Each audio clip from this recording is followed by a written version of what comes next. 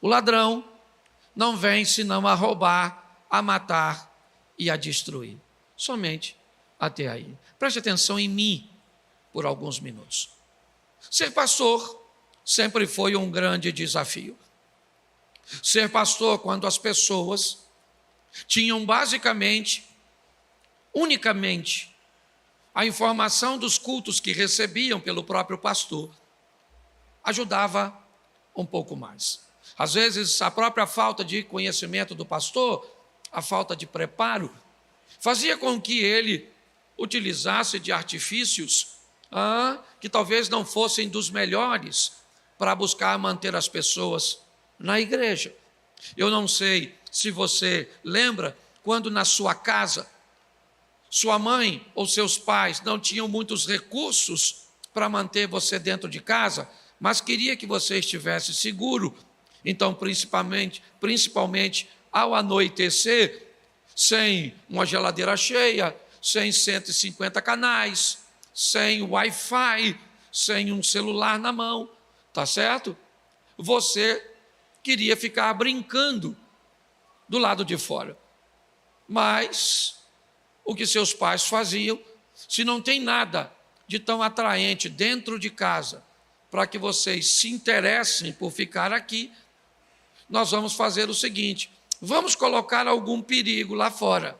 Então o pai e a mãe diziam que assim que escurecia você tinha que ter cuidado com a mula sem cabeça, com o velho do saco que fazia sabão doce, com o saci pererê na moita de bambu. Ok? Quem lembra disso? Pois é. Os pastores não foram diferentes. Não tendo muita habilidade e nem tanto artifício para manter as pessoas na igreja, começaram a colocar demônio em tudo que está lá fora. Então, cuidado com o futebol porque tem um demônio na bola. Cuidado com o cinema porque tem um demônio na tela. Certo? Cuidado com a praia porque tem um demônio na praia. Certo? Em todos os lugares colocaram um demônio. Maldade, sim ou não? Não. Certo? Não foi maldade. Era simplesmente o que eles tinham. Tá certo? Mas isso funcionou por um tempo, é verdade, mas criou basicamente um efeito elástico. Puxou tanto as pessoas para trás, que quando soltaram o elástico, esse negócio foi para frente demais. Tá certo? E qual é a minha preocupação? É que hoje vocês escutam todo mundo. Hoje vocês recebem mensagem praticamente o dia inteiro, certo? Por exemplo, ora você está escutando Ciro Malafaia. Ora você está escutando Luciano Subirá. Ora você está escutando Ed Renekiewicz. Ora você está escutando Hernandes Dias Lopes. Certo? Ora você está escutando Carlito Paz, Joyce Meyer. Certo? Ora você está escutando Valnice Milhomes. Então, isso fora o Massal, fora, eu só estou falando das coisas boas, certo? De gente que até entende um pouco de teologia, ok? Então, como é que vocês chegam para me escutar? Provavelmente com a mente preocupada, tá certo? De tanta informação. E aí pronto, um acredita em demônio, outro demônio não existe, outro demônio fala com o defunto, o outro defunto não fala, e aí Jesus vem no meio, vem antes, vem depois, é dicotômico, tricotômico, ninguém sabe nem o que é, mas vamos para dentro. Você está entendendo? Aí dá uma bagunçada danada, e o que o pastor da igreja tem que fazer? Pedir misericórdia ao Eterno. Por quê? Porque a mente da maioria das pessoas está bagunçada e é importante você entender que, normalmente, a vida não é como é de fato, e sim como você enxerga e acredita. E qual é a minha grande preocupação? É que você vem principalmente para um culto de quarta-feira, que é um culto de campanha, onde as pessoas cantam, prego motiva você para vencer e você só se lasca. Se lasca 1 mês, se lasca 2 meses, se lasca 6 meses, se lasca, caso uma vez dá errado, cai a segunda também deu ruim. Aí pegou a terceira e deu ruim também. E vai para a quarta, e vai aqui, está igual a mulher lá, samaritana. E vão embora, e vão embora. E monta um negócio, dá errado, e o outro deu pior que o primeiro. Não é verdade? E você entrou ruim, e entrou aqui, aí é que piorou. E aí eu fico preocupado quando isso dura muito tempo.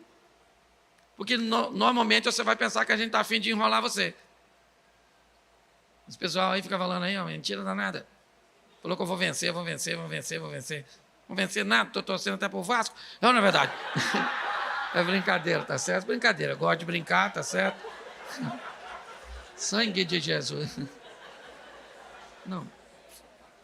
Volta aqui, esquece isso, é palhaçada. Olha aqui, mas você consegue entender, brincadeiras à parte. Quando você começa a ouvir coisas que não condizem com as promessas que você recebeu, tem alguma coisa de errado. E eu preciso entender e olhar para esse texto. Eu queria motivar você a ler de novo, porque Jesus está tendo uma conversa com fariseus. Jesus não aqui ele não está falando com um demônio. O ladrão aqui não é Satanás, o ladrão aqui são pastores. O ladrão não vem senão roubar, matar e destruir. O texto não está falando que o ladrão é Satanás. Jesus está falando que há líderes que se comportam como ladrões, com o intuito de roubar, de matar e de destruir. Então eu gostaria de dar a você, né, uma visão para que você possa raciocinar, ok? Porque qual é o grande prejuízo da estrutura? É que grande parte das pessoas ignoram a sua capacidade de raciocínio e acaba ficando com o raciocínio e interpretação de outras pessoas. Podem essas ser maliciosas ou não, mas maliciosas ou não, se ela te afasta de sua vitória, de uma vida plena em Cristo Jesus, isso é tóxico, isso é nocivo para você. Então Jesus começa este capítulo falando algumas coisas importantíssimas. E a primeira delas é: aquele que não entra pela porta, mas sobe por outra parte, é ladrão e salteador. Preste atenção. Em algumas ocasiões, Jesus diz ser a porta. Em outras, ele diz ser o bom pastor. Mas ele abre dizendo que o pastor sempre vai entrar pela porta. Se o pastor, se o líder religioso, se o professor, se o que ensina, se aquele que vai orar por você, se alguém que vai te dar uma instrução, não usar a porta como modelo de entrada, entre em estado de alerta. Note, ele disse: eu sou o bom pastor. Mas mais à frente, né, e ele diz que o pastor entra pela porta. E à frente ele diz: eu sou a porta. Ou seja, o que Jesus está indicando é que qualquer pessoa que vai apresentar o reino de Deus só pode apresentar esse reino oferecendo ele como modelo de entrada. Qualquer outro modelo de entrada que não seja Cristo, que morreu e pagou pelos nossos pecados, precisa ser revisto e questionado. Então, se vai entrar, se é pastor, certo? Precisa entrar pela porta. E quem é a porta? É Cristo. Isso é o que ele oferece já logo no início dessa estrutura. Dizendo que se alguém vai falar alguma coisa, certo? Vai oferecer o reino dos céus através dele, por ele. É assim que funciona. O verso 1 diz, na verdade, aquele que não entra, certo? Pela porta do curral, ou seja, aquele que não entra para as ovelhas por Cristo, mas ele sobe por outra parte, ele é ladrão e ele é salteador. Isso é claro, por favor. Não interessa quem você vai ouvir, não interessa o quão eloquente ele seja, não interessa o quão capaz, o quantos seguidores ele tem, qual é a sua retórica, certo? O que ele entende, não interessa. Qualquer coisa que não ponha Cristo como o único e suficiente Salvador precisa ser, no mínimo, analisado e posteriormente descartado. É assim que funciona. É isso que ele está tentando expor para todos nós. O verso 7, aí ele diz claramente, tornou Jesus a dizer-lhe, em verdade vos digo, eu sou a porta das ovelhas. Atos dos Apóstolos, capítulo 5, verso 36. Porque antes desses dias se levantou Teudas, insinuando ser ele alguma coisa, ao qual se agregaram cerca de 400 homens, mas ele foi morto, e todos quantos lhe prestavam obediência se dissiparam e deram em nada. Verso 37, depois desse, levantou-se Judas, o Galileu, nos dias do recenseamento, no ano que Jesus nasceu, tá certo? Foi nesse ano, o ano que Jesus nasceu, já tinha um cara por nome Judas, o Galileu, que foi no dia, certo, do recenseamento, que levou muitos consigo, também este pereceu, e todos quantos lhe obedeciam foram dispersos.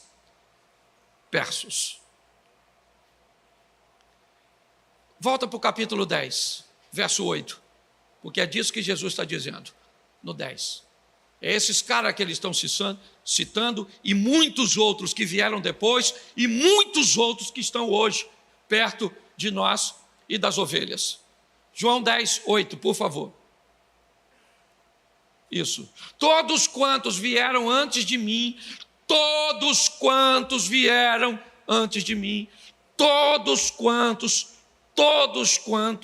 certo? Eles são ladrões e são salteadores, mas as ovelhas não os, pelo menos por muito tempo. Demorou, mas a ficha caiu. Você viu que tanto Teudas como Judas o Galileu, certo? Conseguiram algum êxito, mas não por muito tempo. O verso 12 nos dá algo também que vale a pena ser avaliado. Mas o mercenário 1, que não é pastor, certo, de quem não são as ovelhas, vê vir o lobo e deixa as ovelhas e foge, e o lobo arrebata, né, o lobo as arrebata e dispersa. Eu quero separar aqui 4 pessoas. Eu quero colocar o mercenário, o pastor mercenário. Ele é pastor, sim. Ele só é um pastor preocupado com números, preocupado com grana, certo? Ele não está preocupado com pessoas. Ele está preocupado com recursos, com dinheiro. Eu não sei se já deu para você notar isso na internet, certo? Pessoas que estão apenas preocupadas com números. É somente isso. Não querem saber de pessoas. São números. Está entrando o dinheiro, vão embora, deposita, faz o Pix, faz isso, faz aquilo outro. É assim que funciona. E vende pedra, e vende sacola disso, e vende toalha não sei das quantas. Essa turma quer la plata. O dinheiro. As ovelhas que se dane. Tá certo? Esses são os mercê. Conhece algum? Não precisa falar. Certo? Mas a Bíblia diz. Certo? Tem pastor mercenário, sim ou não? Sim. Certo? Tem o pastor que é pastor. Ele é pastor. Mas ele prega o que quer pregar. Ele prega o que as pessoas querem ouvir. Ele tem muita dificuldade com o confronto. Porque se você pregar o que a pessoa não quer, corre o risco da pessoa ir embora. E para pastor, ver alguém embora é muito ruim. Então, ele dá um aliviadozinho assim. Pode, você acha assim que pode fazer sexo antes do casamento?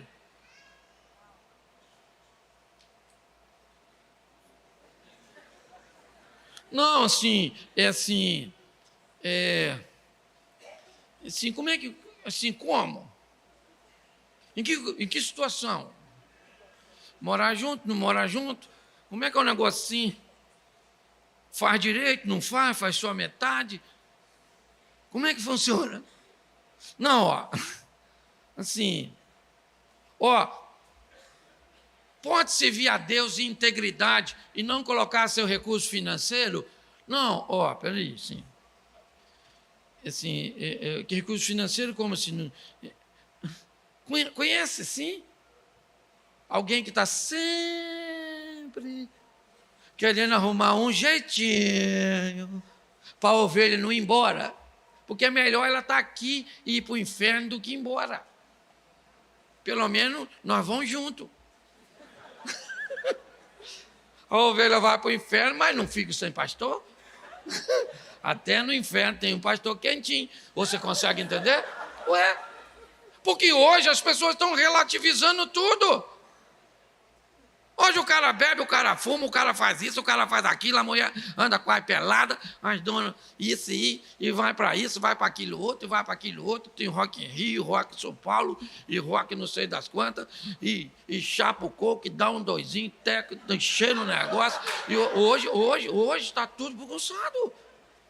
E tem que dar um jeito dessas pessoas entrar no reino de... Isso aí, tem pastor assim, tem ou não tem? Tem um pastor que estava dando desconto de dízimo. 7%. Quase que eu fui congregar lá. Quase que eu fui. Uma promoção dessa assim, né? Quem o infeliz acha?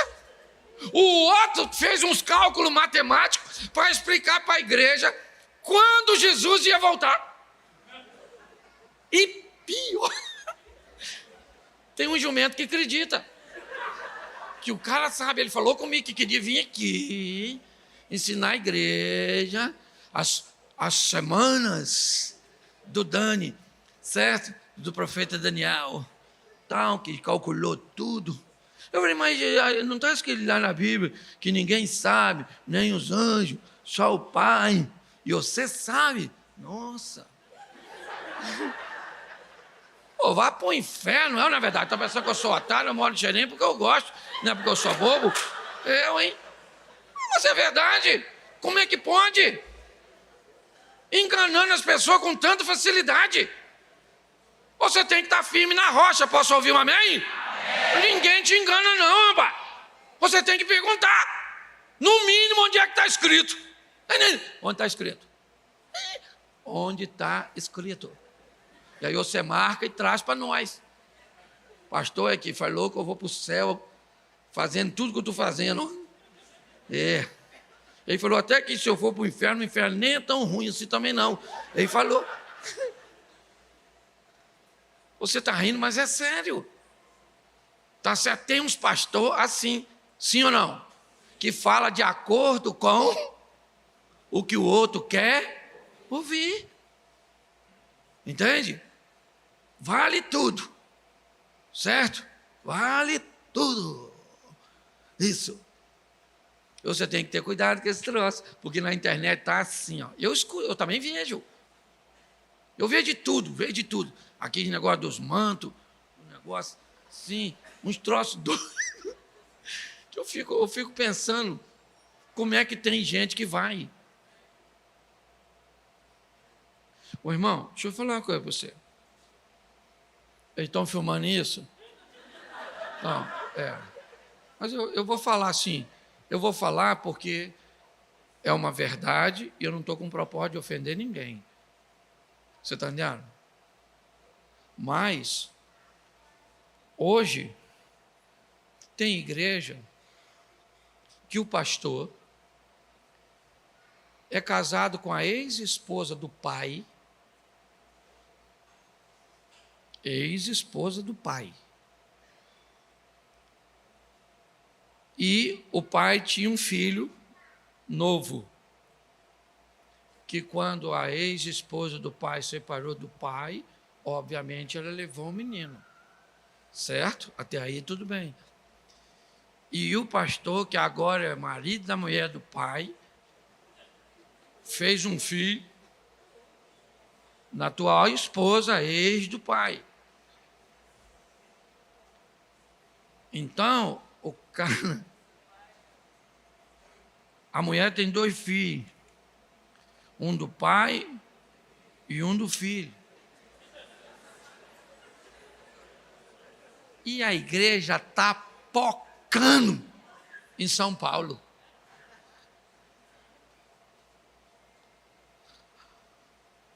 A minha cabeça, ela não concebe. Para mim é falta de discernimento das pessoas.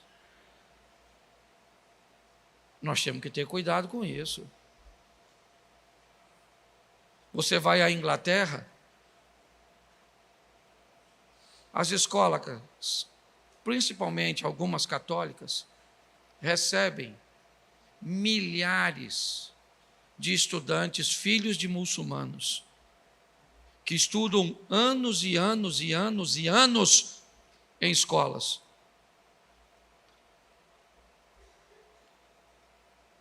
E no final de cada aula, eles voltam para casa mais muçulmanos do que foram. Os nossos filhos frequentam 2 aulas de filosofia. Voltam para casa achando que Deus não existe. Pare e pense. Nós precisamos preparar melhor isso. É um grande desafio para todos, até você como pais. Então nós temos o mercenário que faz por dinheiro. E nós temos alguns que não fazem por dinheiro não, certo?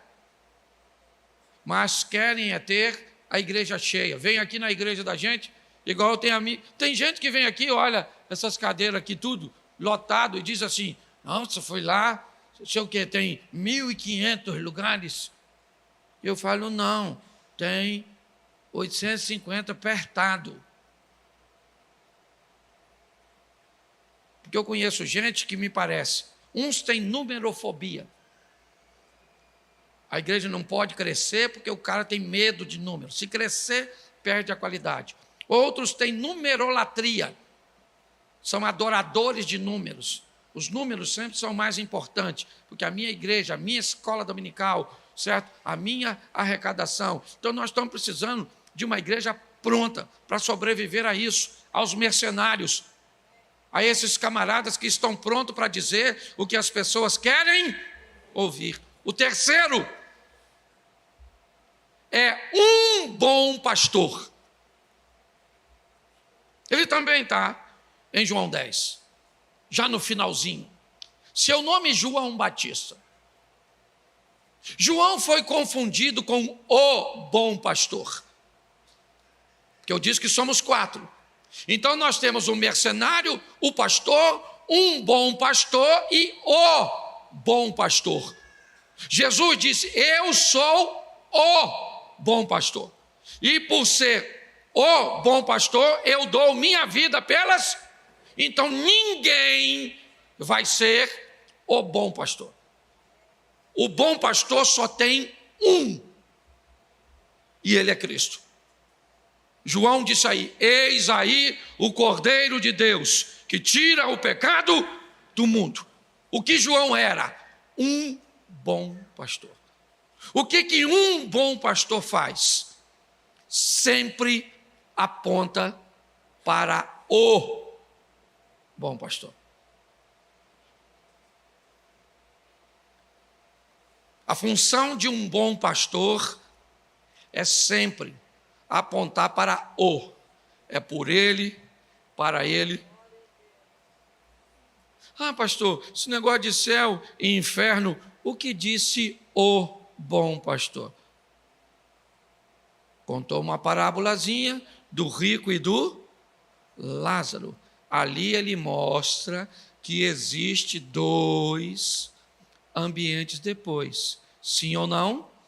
O que diz o bom pastor? Sem santificação, ninguém verá a Deus.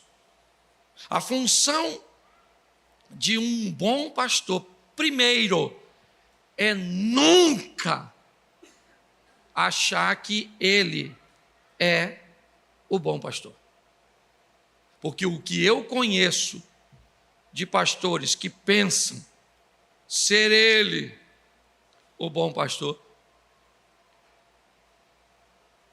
pastores que acham que têm o direito de cercear o raciocínio das pessoas que o ouvem,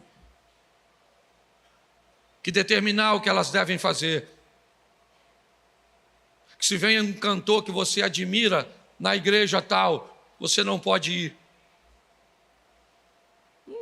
Não pode ir numa festa em outra igreja, não pode ir em nenhum outro ambiente. Para mim, esse camarada acabou achando, certo? Ele, como um bom pastor, ele pode te chamar, te oferecer algumas informações e alguns conselhos que possam te ajudar. Mas acreditar ele mesmo ser o bom pastor é um grande problema. No verso 14, olha o que disse Jesus. Vamos lá? Eu sou o. Ele não disse ser um bom pastor. Ele disse: eu sou o bom pastor. Conheço as minhas e as minhas ovelhas. Isso. Mas as ovelhas só conhece ele se ela tiver um bom pastor. As ovelhas serão capazes de saber que estilo de vida precisam ter, como viver, certo? Como alguém que pertence ao bom pastor, mas precisa conviver ainda neste mundo. A Bíblia diz: vós não sois deste mundo, nós somos cidadãos dos céus. Quando eu começo a fazer isso, o que acontece? Eu começo a nortear a minha vida. Jesus vai jogar duro, aqui o texto é muito grande, mas preste atenção no que Jesus, no que vai ser dito. Ele não, o que os ladrões vão dizer mediante a isso. Do verso 19 ao 21, coloca por favor. Por causa dessas palavras ditas por Jesus, rompeu nova dissensão entre os judeus. Muitos deles diziam: ele tem demônio e enlouqueceu. Por que o ouvis? Outros diziam: este modo de falar não é de endemoniado. Pode, porventura, um demônio abrir os olhos dos cegos, preste atenção que Jesus agora está diante de uma situação bem delicada. Ele está falando com suas ovelhas, que não sabe que são suas ovelhas. Por isso ele disse que ainda tem muitas ovelhas que lhe pertencem, mas não estavam no seu aprisco. Porque o propósito dele não é perder ninguém. As pessoas estavam com dificuldade em entendê-lo. O que ele estava fazendo era algo impactante. Mas a mudança que ele estava propondo para as pessoas que ouviam era tão impactante que muitos deles se recusavam. Não estavam muito afim de aceitar. Era muito legal ver alguém ficar curado. Era muito legal ver a manifestação do poder de Deus através de Cristo. Mas quando eles descobriam que aquilo pedia do indivíduo, do candidato, uma novidade de vida, isso criava problema para eles. O que eu quero hoje deixar para vocês é: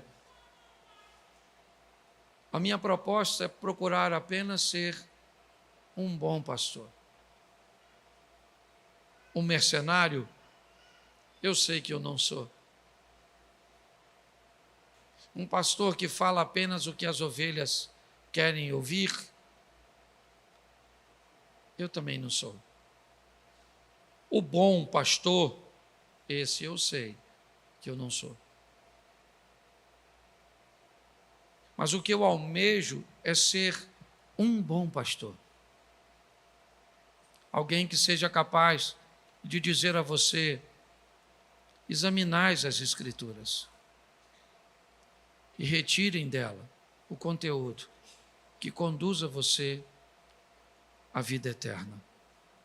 Suavize sua vida. Tome decisões assertivas, conhecendo o bom pastor, sabendo de fato se pode beber ou não pode, pode fazer sexo antes do casamento ou não, pode casar mais de uma vez, eu posso abortar, eu posso adorar ou acreditar que há algum outro mediador entre eu e Deus. Preste atenção que Jesus está conversando com eles e Jesus está dizendo: caras, vocês estão olhando para tudo que eu estou fazendo. Eu nunca fiz mal para ninguém. Vocês estão cheios de pedras na mão, querendo me dar uma pedrada. Por qual boa obra vocês querem me apedrejar? Porque não faz sentido o que vocês estão querendo fazer comigo. E eles disseram: nós não queremos apedrejar você por boa obra, mas queremos acusar você de blasfêmia. Mas por quê? Porque você disse ser igual a Deus. Jesus disse: então vamos ao Salmo 82. Qual era a grande dificuldade de discutir com Jesus? Eles mesmos disseram: ninguém nunca falou com tanta autoridade. Porque ele era capaz de varrer as Escrituras, o Velho Testamento, para ratificar, para confirmar o que ele estava dizendo. Então não havia como discutir com ele. Não tinha como. Lembra Satanás? Mas está escrito: nem só de pão viverá o homem, mas de toda a palavra. Mas está escrito, certo? Não tentarás o Senhor teu Deus, mas está escrito, somente ao Senhor teu Deus adorarás e somente a eles servirás. Mas e o divórcio? Mas não foi assim desde o princípio. O Moisés escreveu por causa disso e disso. Meus irmãos, o conhecimento,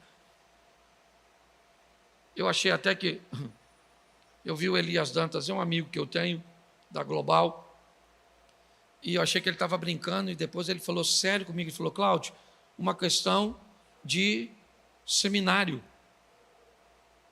Uma prova de seminário, perguntaram quem era Sodoma e Gomorra. Um aluno respondeu, amante.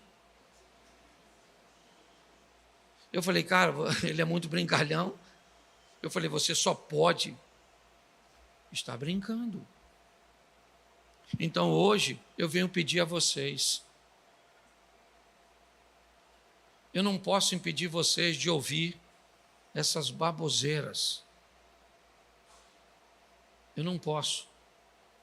Eu não posso impedir vocês de escutar coisas que não vão levar ninguém a lugar nenhum. São coisas vãs. O que eu quero pedir a você é, examine, aprenda, procure. Se tem dúvida, é algo muito importante para você, anote. Traz. Pergunte a um de nós para que possamos ajudar você. Porque a nossa proposta é que você viva uma vida extraordinária, sensacional. E para eu terminar, pastor, como faz isso? Biblicamente, olha, lembra? Por que que o povo perece? Por que que ele erra? Errais por não conhecer o quê? E, lembra? Nós erramos por não conhecer o poder de Deus. Não é a Escritura ou o poder. Erra-se por não conhecer as Escrituras e o poder. Tem gente que não conhece nada de Bíblia, mas conhece muito do poder. Provavelmente o comportamento e as ações dessa pessoa serão bem descontroladas, bem descompensadas.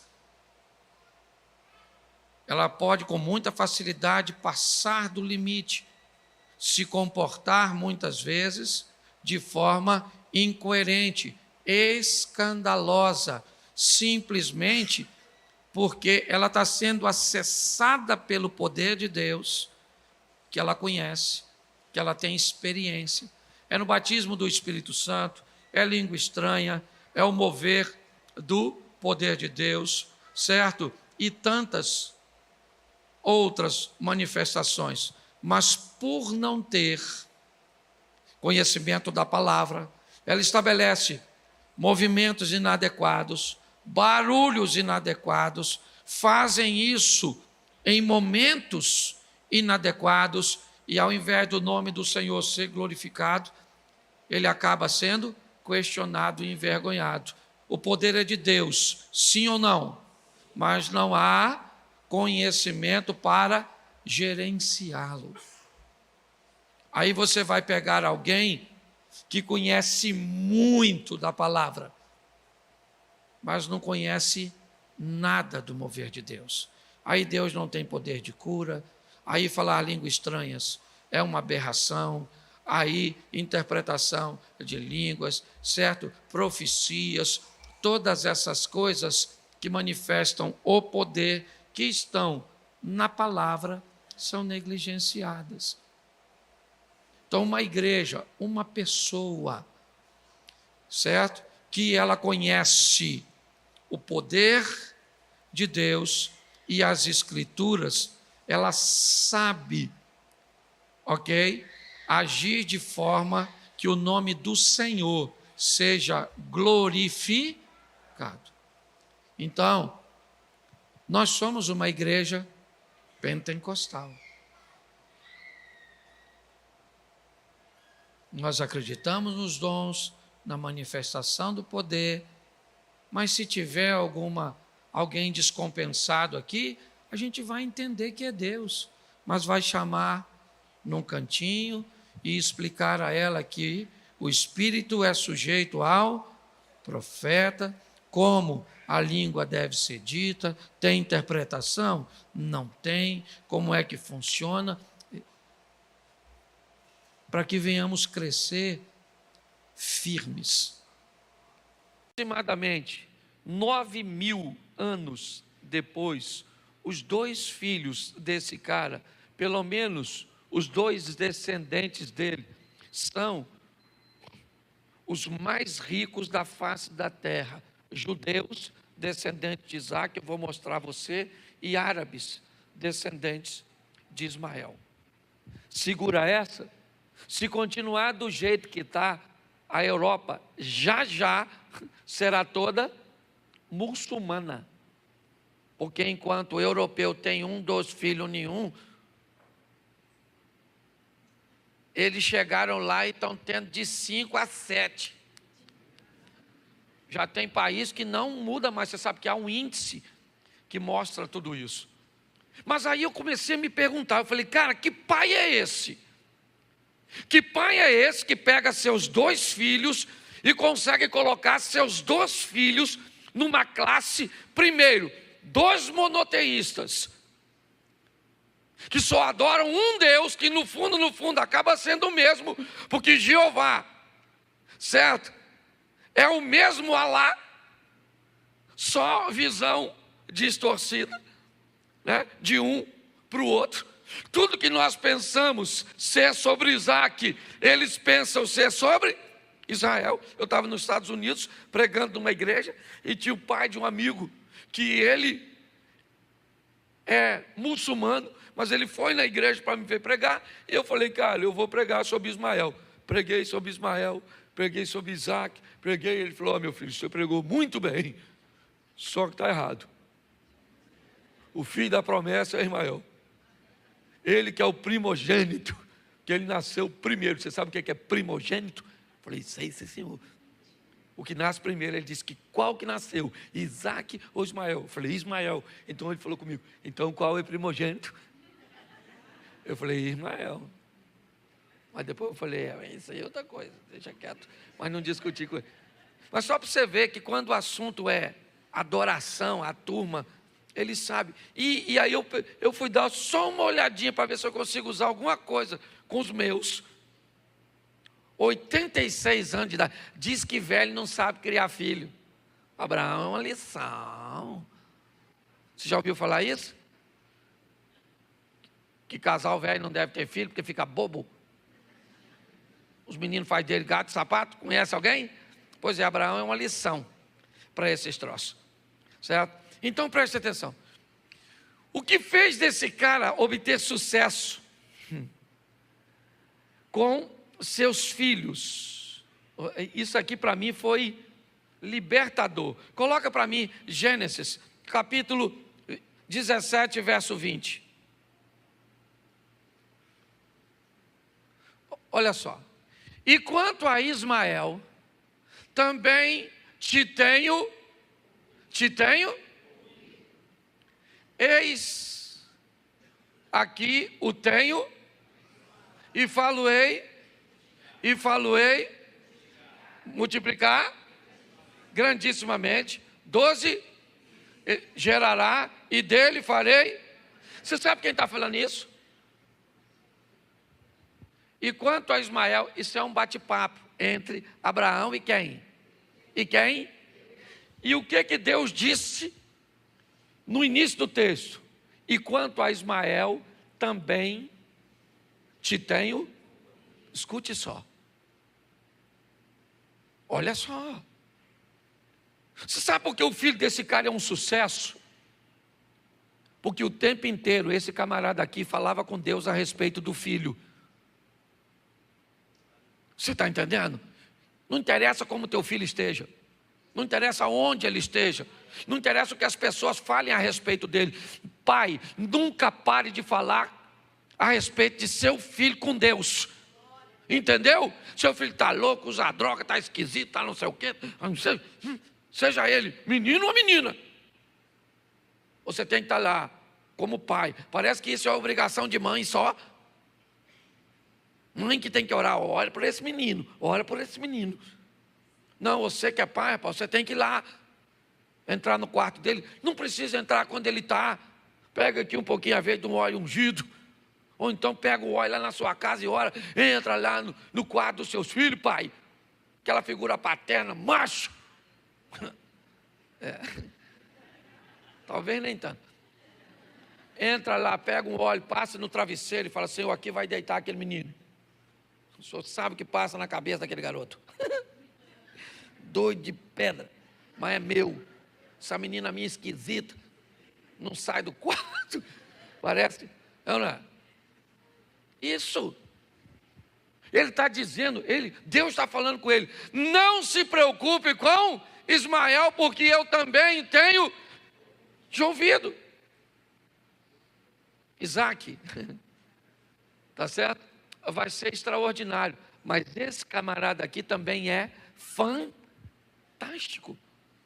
Quando nós olhamos, e um dos motivos pelos quais, está aí, ó, também tenho te ouvido. Abraão, tudo que você falou comigo, toda a sua preocupação, tudo isso, está tudo certinho, fica tranquilo, porque eu vou botar para quebrar na vida do... Ele viu, sim ou não? Ele viu o Abraão? Não. Abraão morreu. Não viu o que aconteceu. Mas se Deus prometeu, Ele vai cumprir, querido. Nossos filhos são herança do... É isso aí mesmo. Nós não criamos filho para ir para o inferno. Tem época que parece que eles ficam meio doidos, nós já ficamos uma época. Você na época de colégio, lembra? Quem puxava as coisas assim, ó, para a mulher, quando vinha atravessando a rua, pensar que era cobra, levanta a mão. Aí. Apertava a campainha, porque isso eram os nossos pecados. Nossas bagunças era essa, é ou não é? Apertava o quê? A campainha, e ó, corria, sim ou não? Sim. Nós fomos numa palestra, vimos o cara falar que comprou suco para jogar na caixa d'água da escola. Esse já era um estágio mais avançado. Alguém queria fazer mal para o número maior de gente, olha lá. Mas não. Nossos filhos, nós também já fomos terríveis, sim ou não? Só que eram uns terríveis diferentes. Hoje os meninos... né, nós éramos terríveis estilo Roberto Carlos. Eles hoje são estilo The Walking Dead, é ou não é verdade? É uma versão atualizada. Os meninos meio zumbizão. É assim que funciona, esquisitão. Mas são nossos. E são amados, amém? Então nós temos que orar, está aí. O camarada orava e falava, Senhor, abençoa os meus. Eu quero que os pais fiquem de pé agora. Esse negócio de só falar, chega em casa, você não faz. Ah, fica em pé aí agora, onde você está. Levanta a mão em direção à sua casa. Sua casa, aí onde é a casa? A minha está para lá ali, ó. Isso. Diga comigo, homens. Eu abençoo a minha casa, o meu casamento e os meus filhos. Eles são herança do Senhor. E nenhum deles vão se perder. Em nome de Jesus. Amém. É isso aí, está ligado?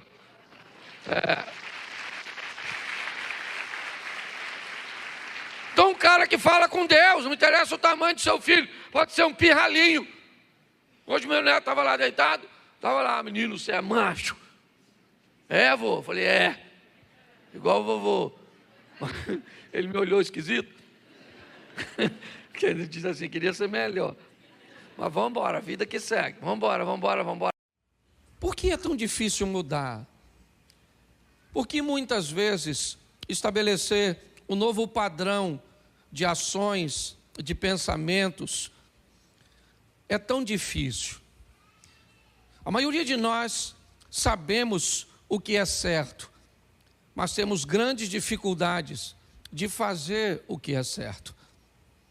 Às vezes não simplesmente no que diz respeito ao pecado, mas o que diz respeito a decisões assertivas, que podem levar a nossa situação econômica para uma nova esfera ou para um outro nível, que possa levar o nosso relacionamento com Deus numa outra esfera, no que diz respeito ao relacionamento espiritual, que possa levar o nosso casamento, ou a criação de nossos filhos, ou o estabelecimento de nossa credibilidade. Todos nós gostaríamos de mudar, e por que queremos tanto algo que muitas vezes não conseguimos? Talvez porque temos um pouco de dificuldade de entender que o nosso cérebro, programado para gastar sempre menos energia, sempre poupar, muito mais para que o corpo se mantenha firme, ele procure repetir comportamentos, ele procure sempre o conforto de fazer coisas cujas quais se precisa gastar menos energia. Daí todas as vezes que desejamos mudar, inevitavelmente vamos ter que sair do conforto de repetir comportamentos para o conflito de mudar de decisões. Algumas pessoas até conseguem êxito num curto prazo de tempo, começa a ler a Bíblia e consegue ler alguns capítulos ou alguns livros, mas é só depois, só passar um tempinho e já não consegue ler mais. Elas se matriculam numa academia e no começo elas conseguem desenvolver, certo? Mas depois elas param, elas começam a estudar, elas começam a praticar decisões mais assertivas no que diz respeito aos seus relacionamentos, mas não conseguem ir muito longe. Isso, se não tivermos a habilidade para avaliar, nós vamos dizer que essa pessoa é uma pessoa sem disciplina, vamos chamar talvez até de procrastinação, aquilo que não é, e uma série de outras coisas. Eu tenho aprendido que pessoas normalmente mudam em 4 ambientes, são os mais fortes de mudança. O primeiro ambiente onde as pessoas costumam mudar é o ambiente da dor. O ambiente onde as pessoas se machucam. Quando pessoas se machucam muito numa situação, essas feridas, essa dor, essas lembranças, buscam fazer com que pessoas mudem. Nem sempre essas mudanças são positivas. Às vezes o trauma pode transformar uma pessoa de bem, uma pessoa boa, em alguém com mau comportamento. Mas é um ambiente de mudança, um ambiente de dor. Algumas pessoas, ou outro ambiente que é muito comum das pessoas mudarem também, são os ambientes de inspiração. Aquele ambiente onde você vai e alguém conta uma história, que venceu um câncer, que conseguiu ultrapassar uma dificuldade, que conseguiu que uma porta fosse aberta depois da falência financeira. E nesse ambiente de inspiração, pessoas então inspiradas pelo exemplo do outro também mudam. Isso é muito comum, através dos testemunhos.